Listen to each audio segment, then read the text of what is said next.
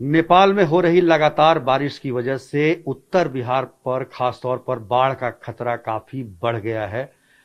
कोसी, गंडक और बागमती जैसी तमाम नदियां खतरे के निशान से ऊपर बह रही हैं। ऐसे में राज्य सरकार और खासतौर पर जल संसाधन विभाग बिहार के क्या करने जा रहा है, इसके बारे में हम बात करते हैं मंत्री संजय झा जी से। संजय जी, ये काफी बारिश हो रही है नेपाल में, जैसा कि पता है, अलर्ट भी जारी है अभी भी 1-2 दिन का।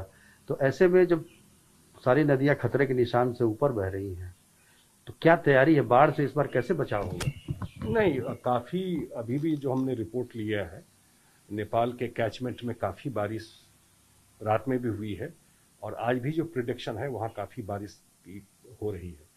जो बड़ा क्षेत्र है जो कोसी के ऊपर जो, और अभी भी कोसी में राइजिंग ट्रेंड है और हम लोग कोशिश कर रहे हैं कि जो बांध के अंदर लोग हैं उसमें से कुछ लोगों को शिफ्ट करने का, कुछ लोग शिफ्ट भी वहाँ से किए गए।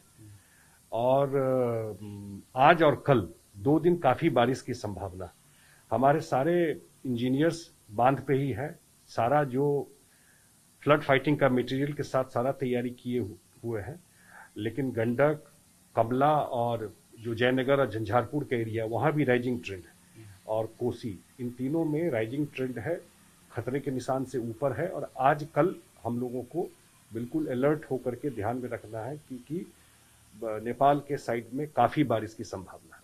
अच्छा, ये अभी जो कोरोना काल चल रहा है और पिछले कई 2-3 महीनों से लॉकडाउन भी था, तो जाहिर तौर पर उससे क्या बाढ़ की तैयारियों में कुछ तैयारी को लेकर कुछ प्रभावित हुआ क्या? कुछ मतलब आपको ये लगता है कि हम पूरी तरह से तैयार हैं बाढ़ से लड़ने के लिए? नहीं, हम तैयार हैं, लेकिन आप बिल्कुल सही बोल रहे हैं कि 1-1.5 महीना तो काम ही नहीं हुआ। जो हमारा पीक टाइम था काम करने का और लॉकडाउन था, जो फ्लड फाइटिंग का मटेरियल बहुत सारा बिहार के बाहर से आता है,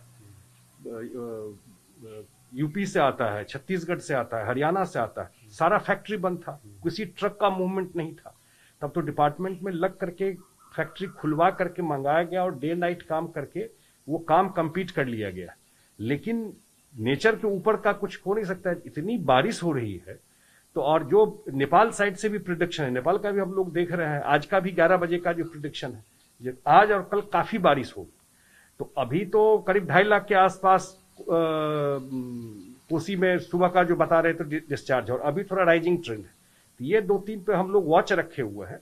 लेकिन हमारे सारे डिपार्टमेंट के इंजीनियर्स और लोग और डिस्ट्रिक्ट एडमिनिस्ट्रेशन, ये सारे लोग अलर्ट है।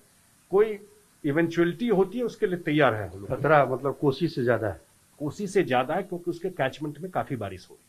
अच्छा, अभी देख रहे हैं कि गंगा नदी अभी जुलाई के महीने में इतने राइजिंग ट्रेंड पे है। आमतौर पर ऐसा होता नहीं? हाँ बिल्कुल, इस बार का तो बारिश ऐसे हो रहा है जो ऐसा इस समय इतनी बारिश होता नहीं है। और इसी समय खतरा आ जाए, ये रेयरली ही देखा गया है। एक आध जगह होता था, लेकिन पूरे बिहार में जितनी बारिश हो रही है, खास करके जो कैचमेंट एरिया में हो रहा है।